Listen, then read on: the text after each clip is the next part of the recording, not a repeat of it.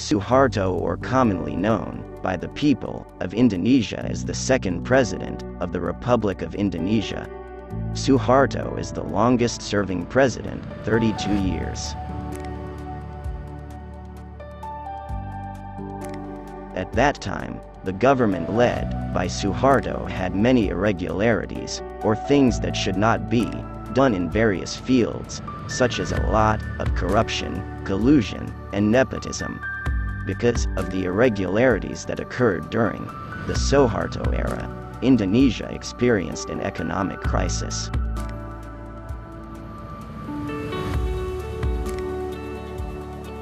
All the things that happened during the Soeharto era can be used as lessons for the next government. Suharto will be a character who has many stories in his lifetime, be it about family, Indonesia, and many more.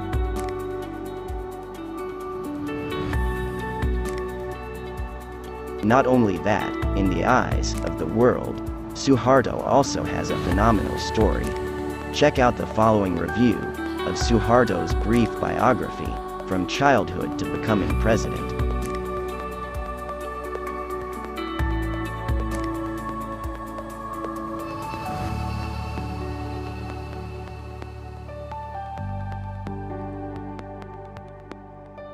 Suharto is someone who was born in Yogyakarta, more precisely, in the village of Kemasuk, Argamulyo. Suharto was born on June 8, 1921. When he was born, Suharto could be said to be a poor family.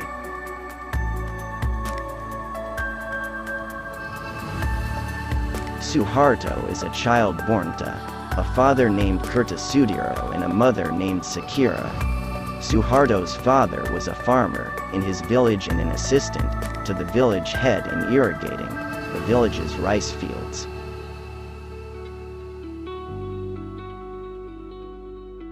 When Suharto was not yet 40 days old, the mother entrusted her child to her grandfather, or Mbah Kromo.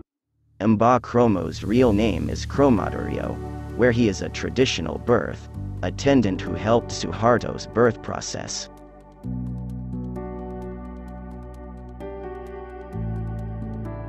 Suharto lived at Mbah Kromo's house for about 4 years. During those 4 years, Suharto was able to feel and get the love like a parent given by Mbah Kromo. From Mbah Kromo's house too, Suharto could learn to stand and even walk.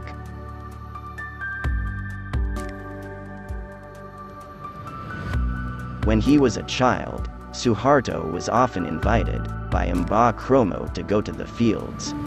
Suharto was very happy, because when he was in the fields, he could play flipping, giving orders to the buffalo when plowing the fields.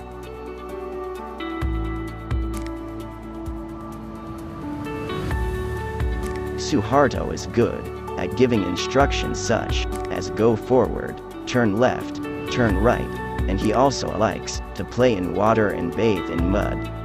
In addition, the thing he enjoys doing the most is finding and catching eels or fish. Therefore, until his old age, Suharto was still very fond of, or had a hobby of, fishing.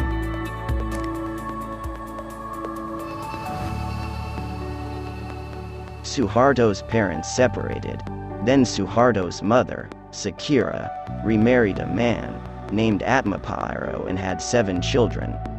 Meanwhile, Suharto's biological father, Kertasudiro, also remarried and has 4 children.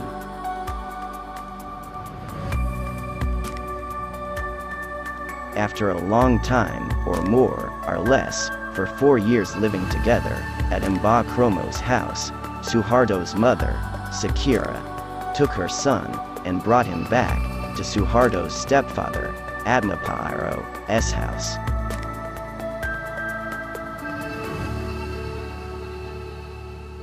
Sometimes several times, Suharto's biological father came to see how his son was, until one day, Suharto was very happy with the arrival of his biological father because he brought a goat.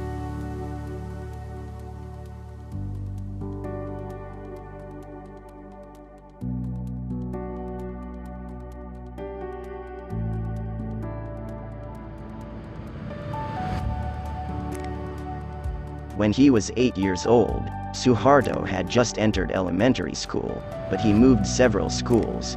At the beginning of school, Suharto attended the TENS Elementary School, SD, Godin. However, when his mother and stepfather moved to Kemasuk Kidal, Suharto also moved to the PEDS Elementary School, SD.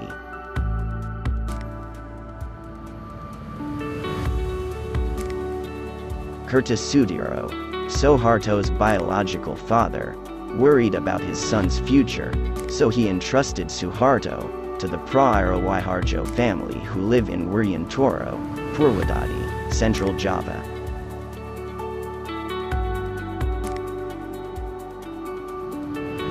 Prairawiharjo is the husband of Kertasudiro's younger brother, or Kertasudiro's brother-in-law.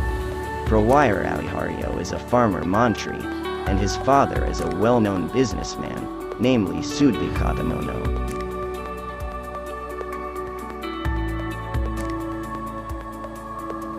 While living with his aunt and uncle, Suharto was very happy, because his uncle often invited him to the rice fields so that he could slowly understand the ins and outs of the agricultural world. To continue to junior high school, SMP, Suharto chose to return to his hometown in Kemasuk.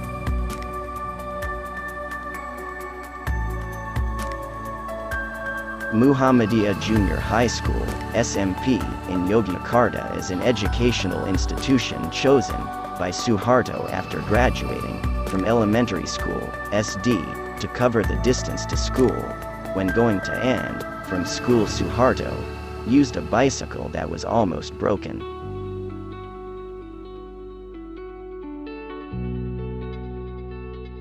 After graduating from junior high school, Suharto was eager to continue his education to the high school level, SMA. However, due to the family's economic situation and limited funds owned by his parents, Suharto had to abandon his intention.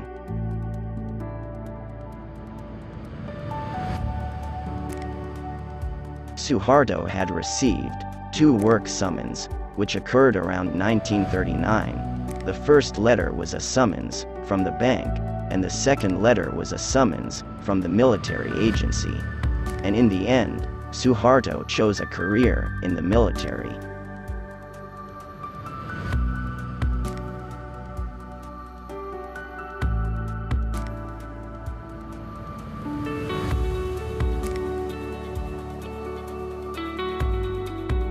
When he was 26 years old, Suharto married 24-year-old Siti Hartina.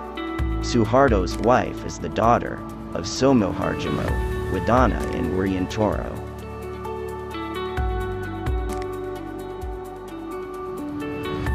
Soeharto was also an employee of the Mangkunegaran Palace, Surakarta. Suharto and Siti Hartina's wedding took place on December 26, 1947, and was held in Solo.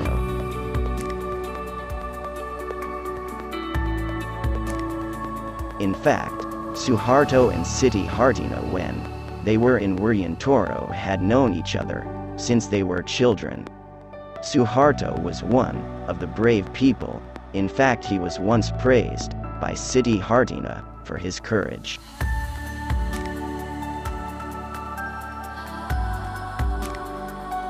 Suharto's bravery was that he dared to enter the courtyard of the wedding house just to tease Siti Hartina.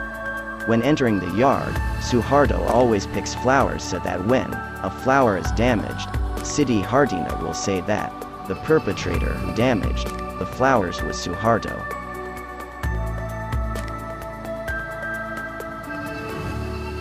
The marriage that took place between Suharto and Siti Hartina gave birth to 6 children consisting of 3 sons and 3 daughters. Following are the names of Suharto's children: Siti Hartajanti Hastuti, Sigat Harjojadanto, Bambang Trihatmadjo, Siti Hediati Heriati, Hutomo Mandala Putra, and Siti Hutami Endong Adiningsa.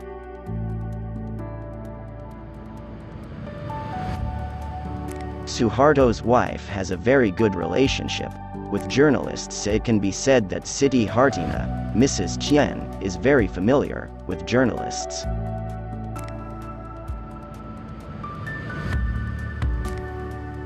Reporters will be present, if requested by Mrs. Chien, on Jalan Cendana, Jakarta. Before writing the news, each journalist will be given a message by Mrs. Chien. Don't be wrong. Okay. In covering Pak Harto's event, that's because at that time, all the coverage and results of interviews were mostly handwritten or recorded directly.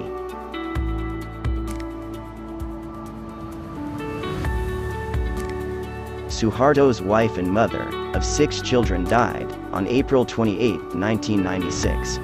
Based on family information, Chien's mother died of heart disease. Chien's mother is buried at Astana Giri Bangun, Karanganyar, Central Java.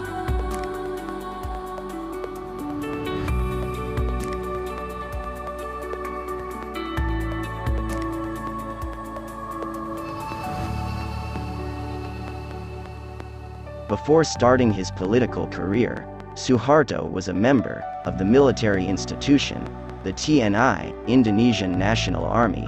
Suharto was appointed a member of the TNI on October 5, 1945. When he was a member of the TNI, Suharto was given the task of leading troops to fight the actions of the Dutch military who were trying to recolonize Indonesia.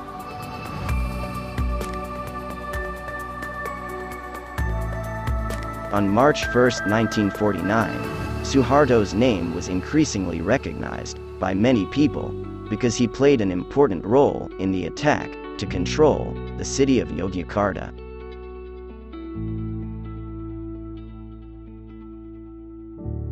His success in controlling Yogyakarta cannot be separated from the role and struggle of the Indonesian people against the Dutch. Even though Suharto led this attack, the initiator of this attack was actually the king of Yogyakarta, the governor, the military, and the minister of defense Sri Sultan Hamengkubuwono IX.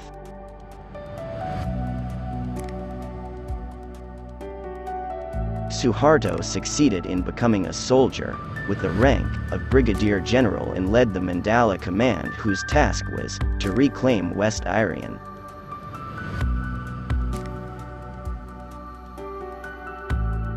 Mandala Command was implemented in 1961, and from this Mandala Command Suharto gained very valuable experience, namely he was able to get acquainted with Major Ali Mortopo, Captain L.B. Mordani, and Marine Colonel Sudomo. The 3 people are people who have important and strategic roles.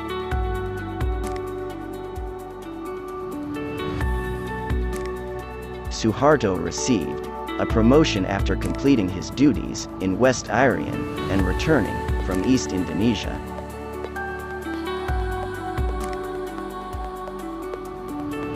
Suharto's rank was Major General and General on Isution. He was withdrawn to the headquarters of ABRI, Armed Forces of the Republic of Indonesia. Not only that, in 1962, Suharto was promoted to commander of the Army Strategic Reserve Command, Kostrad.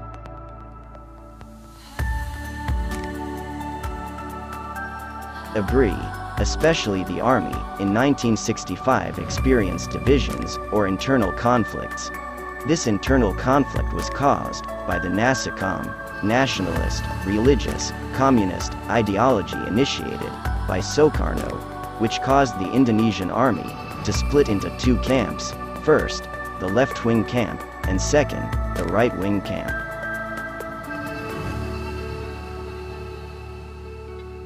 In the early hours of October 1, 1965, 6 generals were kidnapped and killed. The group that kidnapped and killed the 6 generals claimed to be the September 30th Movement, G30S group.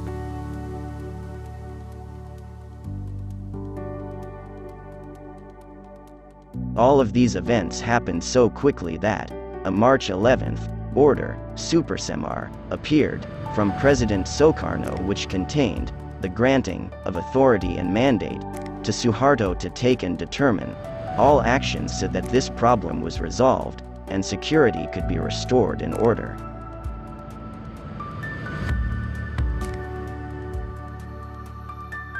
Since the issuance of the March 11th order, Supersemar, by Soekarno, the position of commander of the Command for the Restoration of Security and Order, Kopkamtib, has been held by Suharto.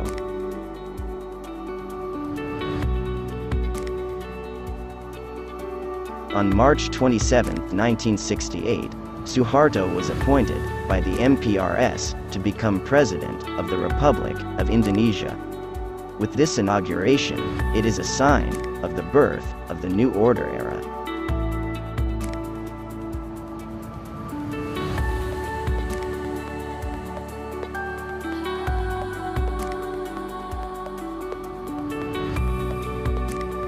Suharto actually started serving as President of the Republic of Indonesia since 1966, but was only inaugurated by the MPRS in 1968. In other words, Suharto only became the second President of the Republic of Indonesia in 1968. At the beginning of becoming President of the Republic of Indonesia, Suharto did not have a Vice President of the Republic of Indonesia.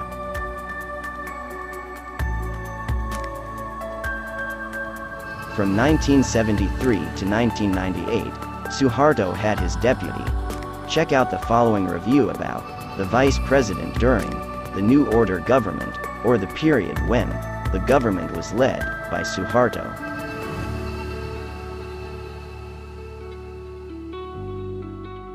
The first Vice President under Suharto's leadership was Sultan Hamengkubuwono IX. During this administration, Suharto formed the Development Cabinet I.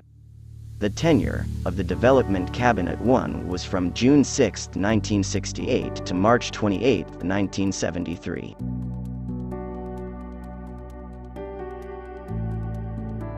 During this administration, the commander of the Security and Order Operations Command was held by General Meridin Panggabean. General Meridin Panggabean at that time also served as the coordinating minister for political and security affairs.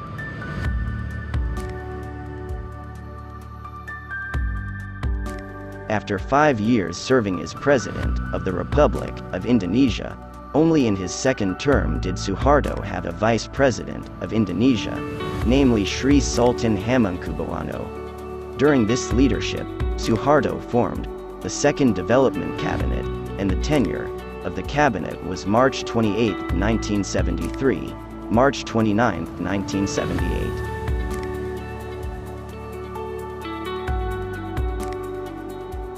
In the Second Development Cabinet, the Minister of Foreign Affairs was held by Haj Adam Malik, where he would become Vice President in the third period of Suharto's leadership.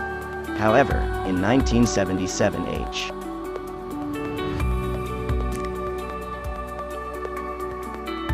Adam Malik was replaced by Sharif Thayyib.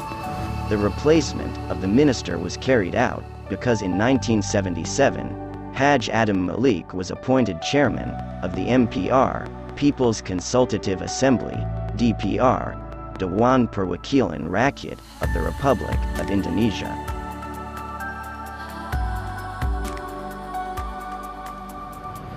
After serving as Minister of Foreign Affairs and Chairman of the MPR, DPR-RI in 1978, Haj Adam Malik was trusted by Suharto to assume the position of Vice President of Indonesia. During this administration, Suharto formed the Third Development Cabinet, with a term of office from the 19th of March 1978 to the 19th of March 1983.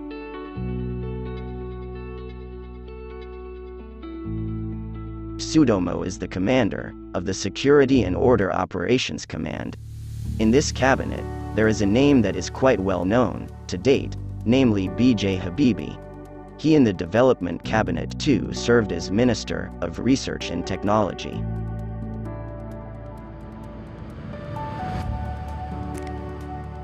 In the previous 2 terms, the vice president elected by Suharto was a former minister in the previous cabinet.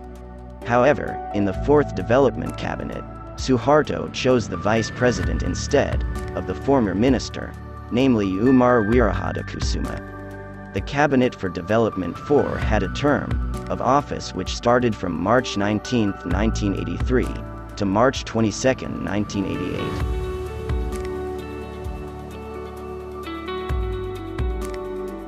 General Sudarmono, who, in the Development Cabinet 4, served as Minister, Secretary of State. In the following period, he was trusted by Suharto to become Vice President. In this cabinet, the commander of the Indonesian Armed Forces of the Republic of Indonesia, is General L.B. Mordani.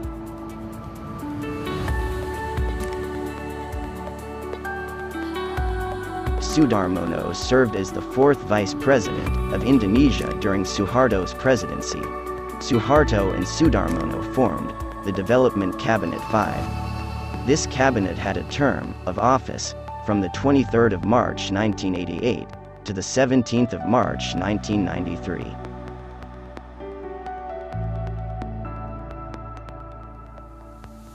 In the Development Cabinet, B.J. Habibie served again as Minister of State for Research and Technology, Chairman of the Agency for the Assessment and Application of Technology. Attorney General Sukartin Marmasujono was replaced by Singa Shish after he died.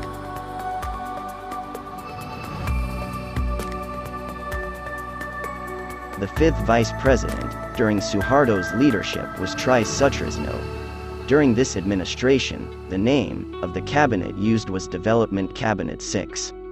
This cabinet has a term of office from March 17, 1993 to March 14, 1998.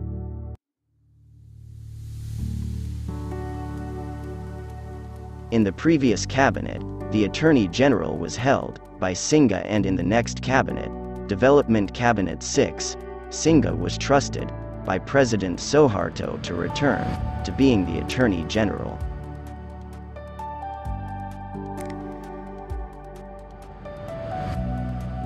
In the 7th Development Cabinet, his tenure was only a matter of months, namely March 14, 1998, to May 21, 1998. This was because Suharto resigned as President of the Republic of Indonesia and was replaced by B.J. Habibie.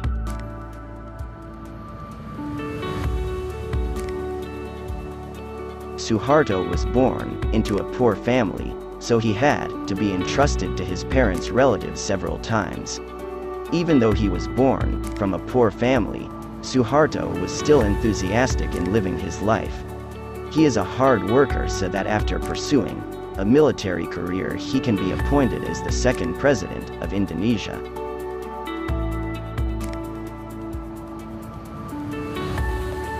Suharto, during his tenure as President of the Republic of Indonesia, the name of the cabinet was the same and distinguished only by the volume of the cabinet. Almost every vice president that Suharto chose was a former minister in his previous cabinet.